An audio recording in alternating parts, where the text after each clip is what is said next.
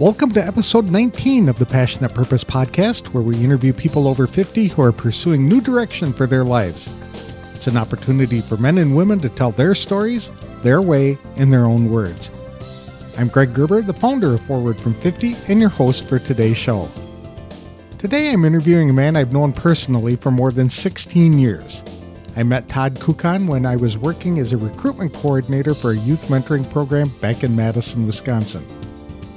Todd worked across the hallway for a different agency, but we both lived in the same small town of Stoughton, Wisconsin. Like me, Todd is a dodo, or dad of daughters only, although he and his wife raised 4 young women. In fact, his oldest was in the same grade as my youngest, and they both played on the same basketball team, for which Todd was their coach. All this to say that Todd and I have enjoyed a truly mutually beneficial relationship with each other for many years. When I first met him, Todd was raising money for a large charity. Then his family moved north a few hours where he went to work for a school, but eventually became the executive director of the Portage County Business Council, where he forged a desire to develop leaders and help professionals improve their networking skills. After Todd turned 50, he began pursuing a new direction for his life that combined his natural speaking ability with his enthusiasm for mentoring younger professionals. He completed training and became certified by the John Maxwell team as a motivational speaker and leadership coach. Then he started his own company, providing training to a variety of businesses and other organizations, where he encourages employees to lead efforts toward meaningful engagement and building trust. Todd admits that he has been involved in some lousy work situations, as well as some really great companies. What made the difference was the amount of engagement taking place among the staff. Today, Todd is on a mission to help revolutionize company culture and leadership. He speaks at companies and works with organizations to improve interactions among people of all ages. He also helps individuals to achieve career and personal success by focusing on 5 core values of optimism, trust, honesty, enthusiasm, and teamwork. Todd developed a 5-step roadmap to help people shift their mindset toward better opportunities. That's something all of us over the age of 50 could benefit from doing. To tell us his story and how he's impacting the lives of others now that he's in his 60s, please welcome my good friend, coach, and motivational speaker Todd Kuckkahn to the show. Thanks for joining me today, Todd. I appreciate your time. Now, we've known each other for a number of years. Do you want to talk about how we came to know each other and the kinds of things that we had done? Yeah, we met, I don't even know how many years ago anymore, Greg. We're back in Stoughton, Wisconsin. And our children were at the same school, so we met through that. We went to the same church. Then we got involved with a business opportunity together, spent a lot of time traveling and learning. And also, I was at United Way of Dane County. You were at Big Brothers Big Sisters. Across the hall. Yep. Yeah, right across the hall. So many different kind of connections that we had. So it was natural. It was easy. It was simple. And you have 4 daughters and I have 3, and it's you who taught me the term dodo, dad of daughters only. I thought you had taught me that. But yeah, dads of daughters only. I use that once in a while and people smile. I also blame my daughters on the gray hair that people can't see, but we're both blessed with good kids. That's right. So what did you do before you turned 50? I did a number of jobs. I guess right out of college, I did a lot in basketball, the world of basketball coaching, and then doing some teaching in high schools. Then I got into the nonprofit world. We already mentioned the United Way of Dane County, several others as well. That's really been my mantra. And worked a little bit in education, fundraising, did a lot of that. So those are some of my general work categories before I was 50. And your most recent job is a kind of in business, but you are working as a, what do you call it? Solopreneur? Yeah, solopreneur, exactly. Yeah. About November of 2021, I decided to make that jump. I was in a good job, actually one of the best jobs I've had it's a Portage County Business Council, their chamber in economic development. And I looked at my calendar a year and a half ago, January, February of 2021, and I was seeing that my leadership stuff was starting to overtake my work stuff, and I was going to be running out of vacation time. So I had a conversation with the president and vice president of the board, had a great conversation, many conversations, and ended up deciding that I wanted to go where my passion was. So that's why I'm doing this full time now. And what is it that you're I do? Primarily, I'm focusing on company culture and leadership. And as I tell people, I'm on a mission to revolutionize company culture and leadership. I see what's going on in the workplace, and I know it can be better. I've been involved in a lot of lousy situations, as you and I both have. I've been involved in some great situations, and I know it can be better. And just the lack of engagement that's taking place right now, and if businesses aren't shifting, they're going to be in trouble. That's what I focus on, and I do it through I speak, I teach, I train, and I coach primarily. The business culture certainly has changed a lot in the last 3 years. COVID just took it in an entirely different direction where everybody going home and working from home. And now they're trying to come back, and there's some resistance among the employees. But in what ways is the corporate culture changing in your I opinion? think we're losing that connection, quite honestly. And I think although we were shifting to a remote world before COVID, obviously it was accelerated tremendously. And I agree, now it's coming back. I think it'll settle higher than it was before. But I think we're really losing that connectedness. Think about you and I get together for lunch whenever you're back in Wisconsin, and just that connectedness, that beaming face, shaking hands, giving each other a hug, saying a little prayer when we eat, and just all those good things. You miss that when you're working remotely. So I think that's been a huge part of it. I understand the importance of it. And like for you and I, this is valuable to do this through a recording virtually. But I think companies need to think about that connected. That's really so important. Those relationships that people need to have so they know who they can trust, right? And who they can go to maybe get some support in the workplace. Is that type of connection more difficult as we are becoming a diverse workforce where we are utilizing people overseas on our teams? I think it's challenging in a lot of ways. I think one of the things I teach a lot about is how differences make us better. Some people are more willing to accept that than others. And sadly, we often base our judgments on people on the 10% that we see. I call it the kind of the iceberg effect, right? You can see that 10% of the iceberg, just like us. But when you look at human beings, look at people, 90% of who we are is what's below the surface or what's inside of us. So I talk a lot about that inside out element and how with 8 billion closing in on 8 billion different people in the world, we're all different. And let's help those differences make us better rather than trying to diversify us or separating us in any way. How did you come up with this opportunity? How did I come up with it? Yes. I was in my office back with the business council, and Tom Corcoran came in to my office, and he was leading a group called the Heartland Leadership Institute.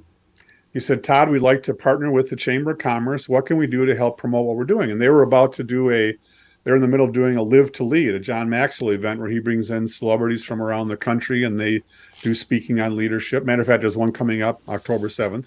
But he sat down and I said, Tom, how about you trade us 6 tickets for the event for a chamber membership? He said, yeah, that sounds good. So we helped him promote it. And then being the smart leader that I am, I grabbed up one of the tickets, gave the other 5 away. So I went to this Maxwell Live to Lead event. And John, you've been to his events. You've done a lot of reading and studying of him as well. And 2 things that really struck me. One was he was turning about 70 that year I went. And he said, I haven't accomplished everything I need to accomplish in my life. And the man has written dozens and dozens of books. He's impacted tens of thousands of leaders, maybe even more. And I'm like, oh boy, I was maybe just turning 60 then. And I'm like, well, I haven't done anything. And then he was talking about the work he was doing in a couple Central or Caribbean countries, I believe, where his leaders were going in to train other leaders. And he got really emotional about it. And not that pinch yourself under the armpit kind of emotion, that crying, but sincere emotion. I thought this is attracting me. So from there, it led to a number of other things, but that's what tripped the trigger to really go down this leadership trail. You use most of Maxwell's materials in your presentations, don't you? I do a lot of Maxwell's materials. I continue to be a member of his organization. I brought in some other materials from Patrick Lencioni, Simon Sinek, Matthew Kelly, a number of those, but a lot of the things I use are from John. And it's as you well know too, Greg, it's an incredible resource. Too much for even one person to even get through. It's amazing. Yet, did this require a sizable financial investment on your part to begin this? It depends on your definition of sizable. Now, I have a daughter who's getting married and doing a destination wedding. That's sizable, but there is a commitment, a substantial investment. But I think the value and the resources far outweigh what the cost is. And just like anything, right? We all know what to do, but what do we do with it? So you can make an investment and not do anything. You can make an investment and choose to do a lot. And I haven't done all I need to or can do, but I've done enough that I've been able to make this a part of my solopreneurship. Did you have to get additional training yourself? There's an annual renewal. There's no real like test. It's not like a lawyer who has to get so many CEU credits or anything, or it's basically following John and the membership. And there are so many ways to get engaged. There are weekly or daily calls. I think there's, I don't know, 20 some calls a week that you can jump on. Those calls are recorded and archived. Twice a year he has a conference in Orlando. And you and I, of course, have been to all of his books. So it's really what you put into it is what you're going to get out of it. And the resources just continually change and grow. And how did your family react to your decision to leave a good paying job to start a business on your own when you were over 60? My kids were like curiously excited. My wife, not so much. My wife's a little bit more nervous about it. But the way I thought about it was all four of our daughters one is still finishing up college. She's working on her master's. Her path is pretty well set. The other three all have good jobs and are in good points in their life. So it wasn't a risk from that standpoint. Certainly is from our standpoint. Obviously, as a solopreneur, you have to be concerned about insurance. My wife works part-time, but that doesn't offer her insurance benefits. So those are some things you have to think about. And obviously, being a solopreneur, you have to work, Greg, you have to work when the work is there. You can't necessarily always choose it. Now, we always try to carve out time, of course, for fun and frolic, but it's really 24/7, 365. The other thing that was an interesting lesson for me was that when I was doing the training or the speaking, that's when I made money, right? But I wasn't marketing myself when I was doing that per se. When I was not speaking, not making the money is when I was marketing myself. So it's a real kind of yin yang between when you're promoting yourself, you're not making the money. When you're making the money, you're not promoting yourself.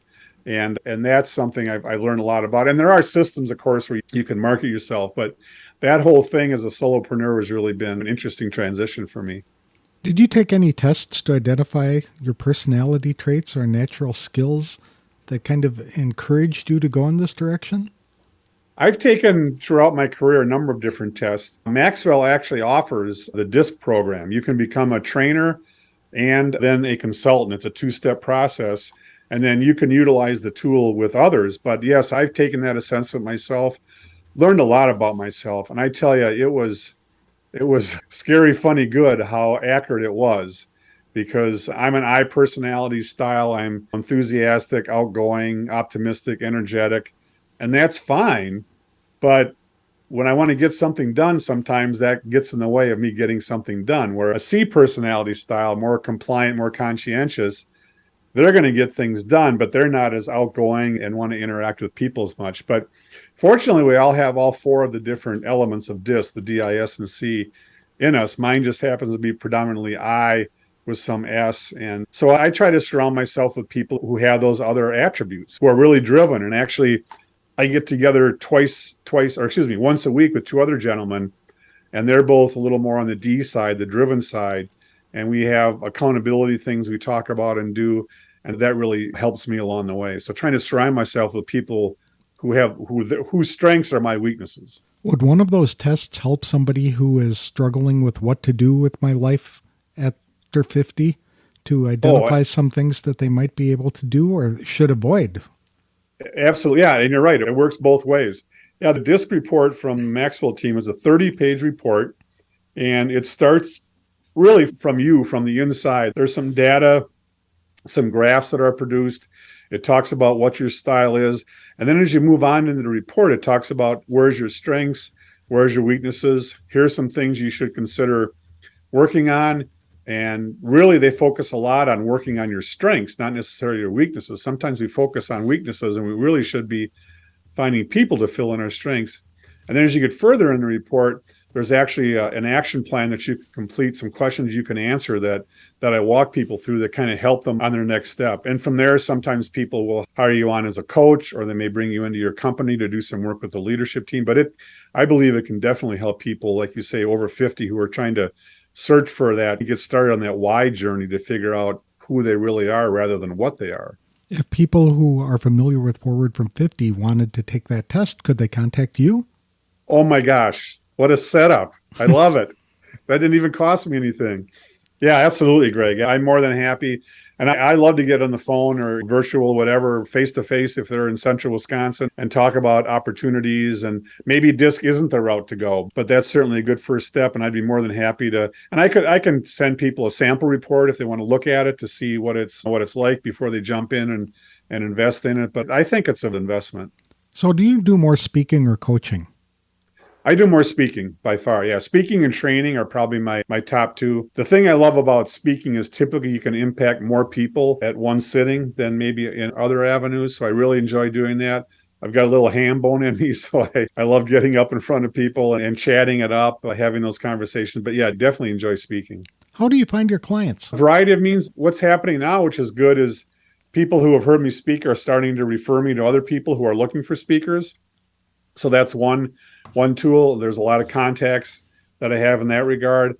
I belong to two different speaker organizations. Now, I haven't gotten a lot through them yet, but as I continue to build my resume and my video collection, I'm going to start promoting myself more there. I do a lot of posting on LinkedIn and Facebook. If people want to learn more about me there, they can certainly go on and find me on LinkedIn or Facebook too. I do have a website as well. It's just my first name and last name.com, where people can learn about me there too.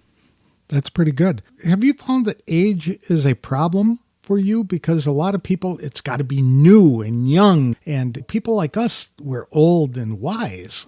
Do people like to get that kind of material? Do you have that automatic trust from people, or are they a little skeptical? Can I tell my wife that you said I'm old and wise? I Sure. like that. It's got a nice ring to it. I'm 100% certain that there is age discrimination that happens sometimes, that people say, oh, we can't have this guy in but they forget about the value of experiences. Absolutely.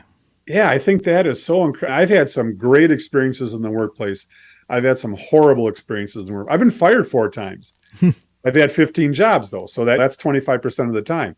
And in all those cases, I did not burn bridges. But I think there is some of that to that. So my hope is that I've got 5 core values. It's step 1 on my roadmap. My 5 core values are optimism, trust, honesty, enthusiasm, and teamwork. And that's what I use to overcome any deficiencies I have in my hair color, in my age, whatever the case might be. I just focus on my core values. And I know that I'm not going to get every opportunity. There's a plan out there for me, and I'm going to get the right ones and the best ones. I just wrote a blog about gray hair and how it is a sign of glory or a symbol of glory and wisdom. And made a notice that for every gray hair you have, it is a symbol of a silly mistake you made in your youth and the wisdom you gained from that. So when we have gray hair, we should be proud of that because we did learn a lot of hard knocks. I've got a lot of wisdom then because they're all pretty much white right now. But that's a good way to look at it. Experience is sometimes costly and it shows in your hair, I guess. That's a good way to look at it. So what is that 5-step process and how does it help people develop a roadmap into their mind? Sure. It's 5-step roadmap for a mind shift. I like to call it. People talk a lot about mindset. I like to talk about mind shift because you really need to shift your mind. Just like Maxwell wrote the book Leader Shift. You have to shift your leadership style. So the roadmap focuses on starting from the inside out. So, what you first thing to do is put your oxygen mask on first, right? Just like on an airplane, if there's an emergency, you don't help others, you help yourself first. Then you'll have the ability to help others better.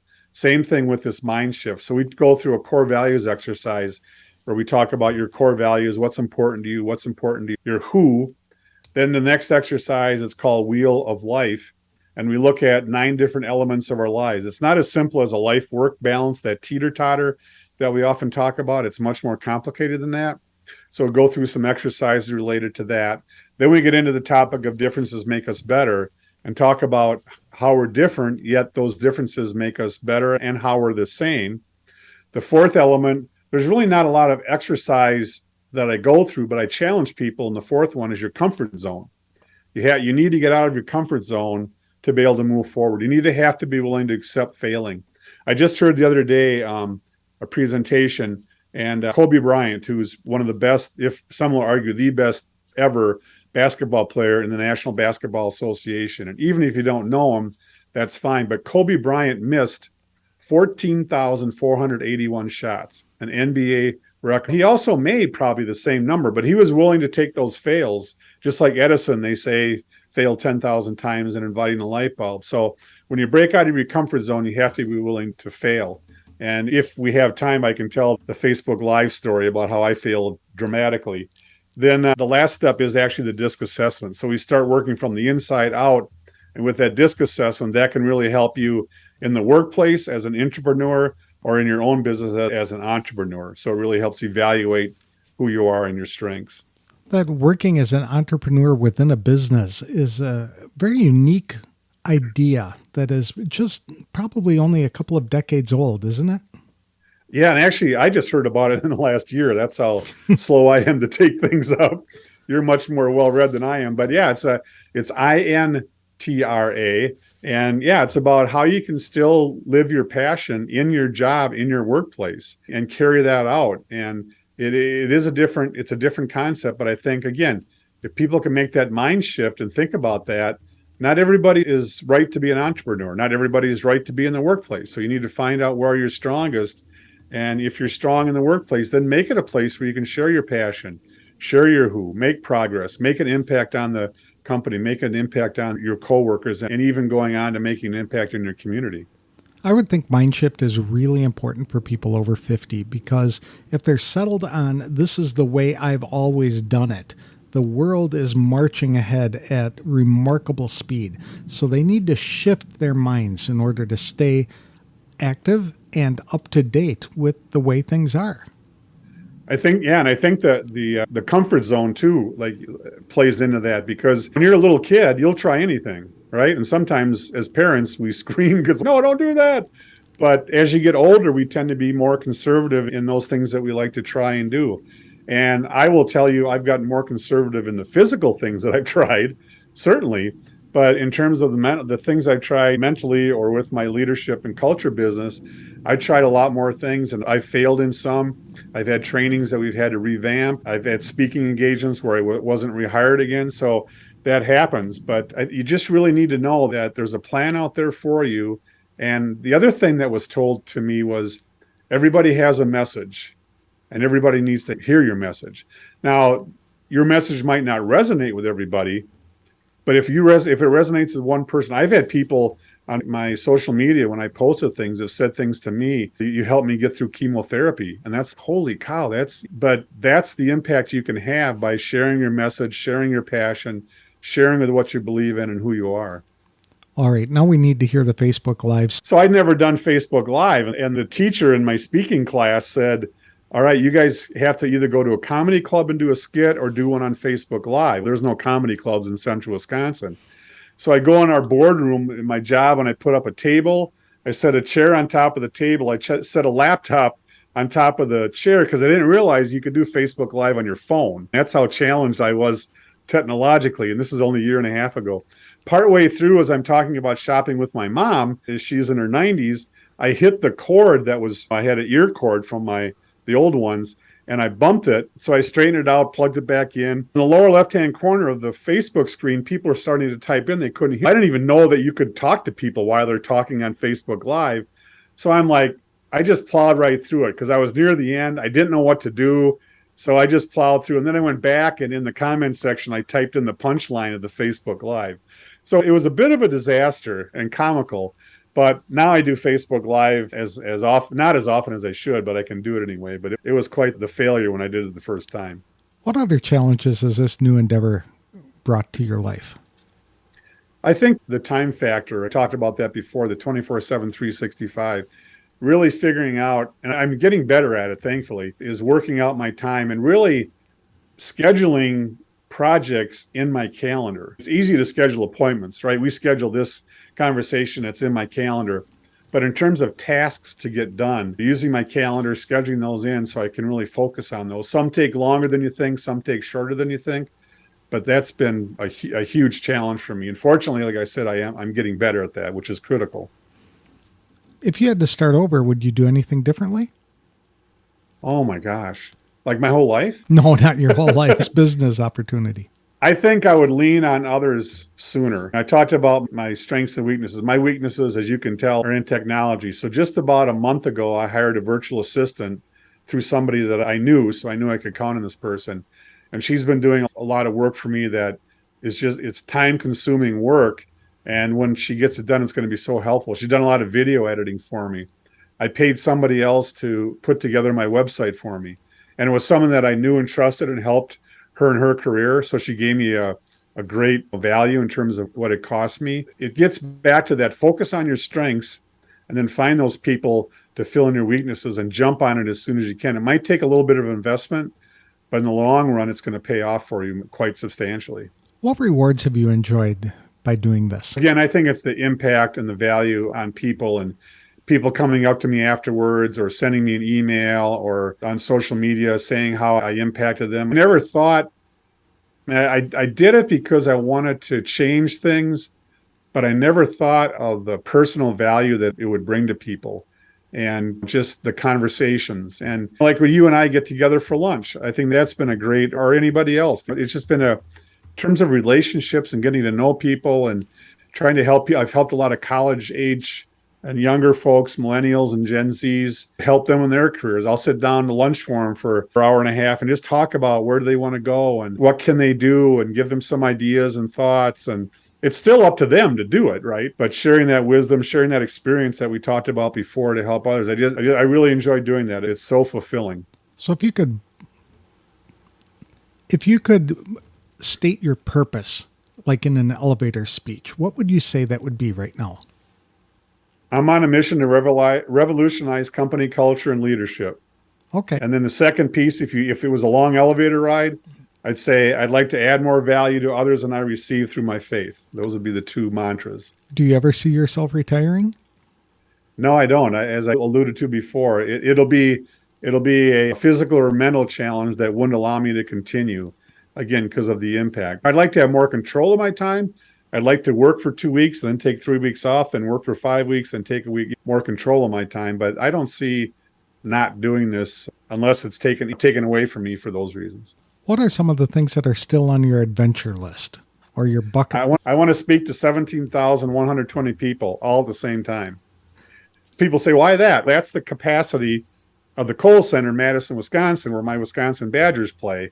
They hold 17,120. So that's where that random number came from. But I'd love to get on a big stage and have the opportunity to speak to people. It's a great question, Greg, because I go to YouTube and stuff, and I've got music that I've downloaded and all that, and I'll listen to it, and I'll watch these performers in front of thousands in stadiums. And I try to imagine myself up there.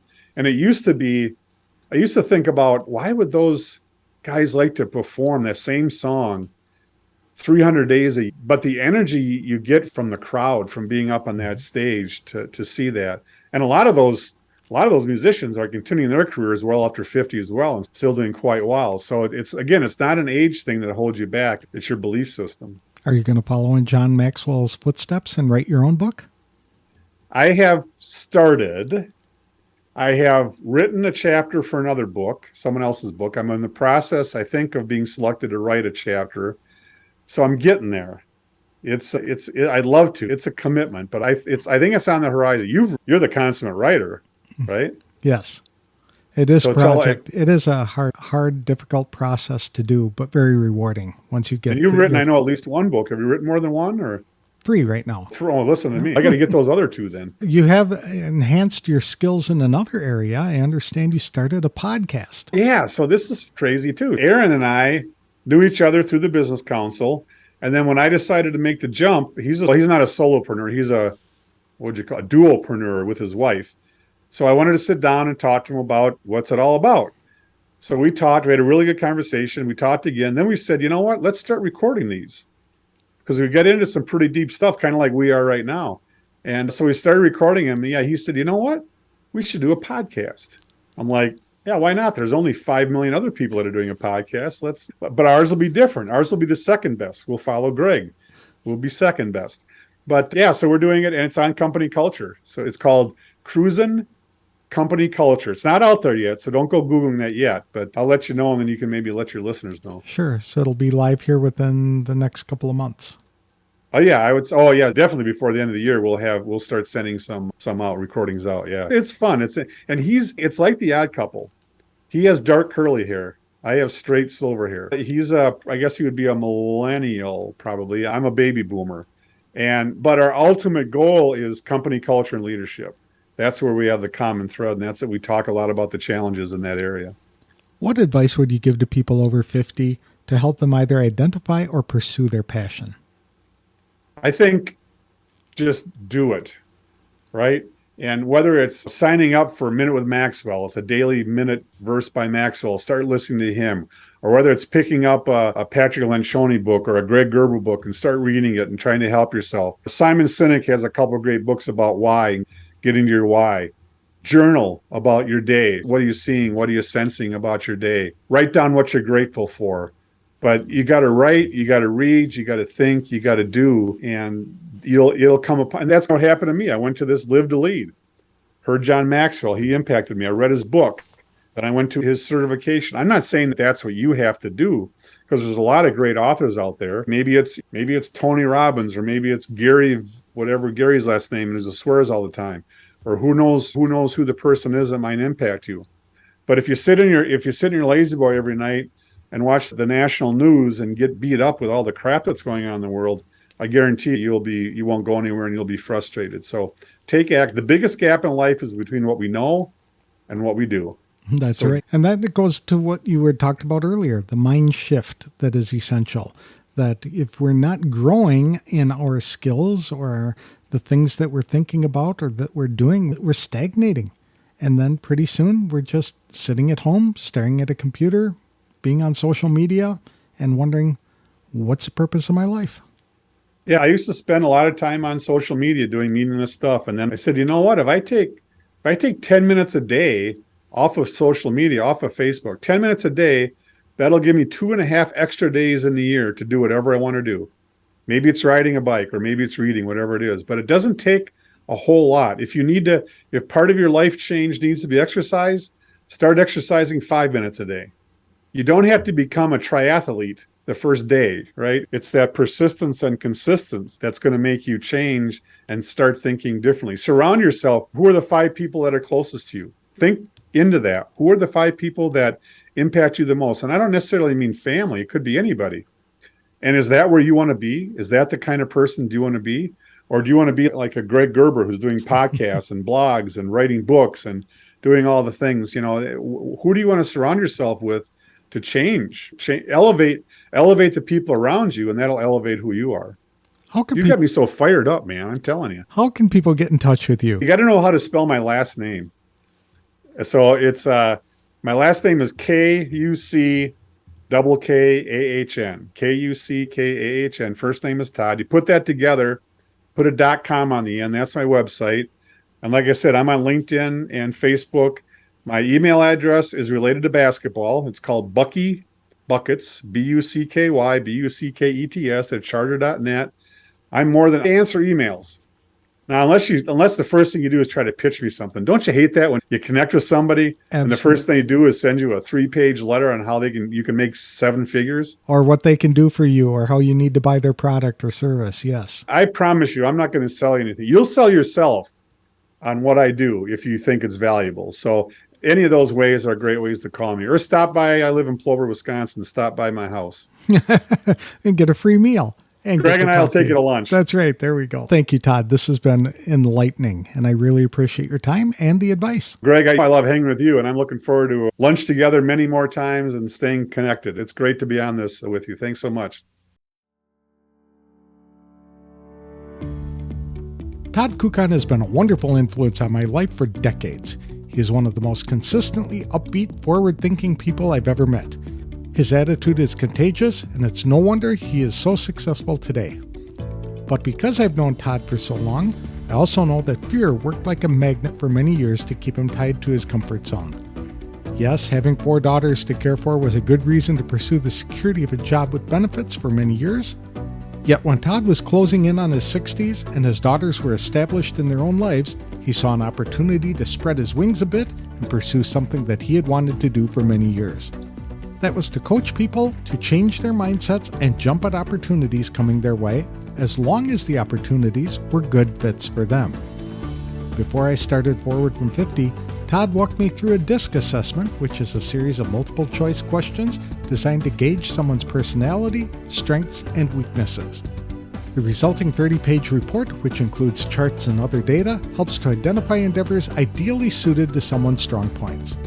With that knowledge, Todd then guides people into creating a wheel of life that focuses on 9 key elements: career, finances, health, family, friends, romance, personal development, recreation, and their contribution to society. Todd often teaches people who are still working but who feel unfulfilled in their jobs to become intrapreneurs for their companies. They do that by finding something they are truly passionate about and applying their unique skills and knowledge at whatever organization they work. But Todd can also help people over 50 who are looking to make drastic life changes to pursue things they have dreamed of doing for many years. Perhaps you felt trapped in a situation, or worse, feel you don't have what it takes to be successful. Either way, Todd can help guide you toward taking the all-important first step to a better life. To connect with Todd, visit www.toddkuckkahn.com. That's TODDKUCKKAHN.com, or look for him on LinkedIn or Facebook. You'll be glad you did. That's all I have for this week's show. If you'd like help in identifying a purpose for your life or to get help planning your next steps, I'm offering a complimentary brainstorming session to members of the Forward from 50 Facebook community. For details, connect with me on Facebook or visit www.forwardfrom50.com. Thanks for listening. If you like this show, please consider leaving a review wherever you download the episodes.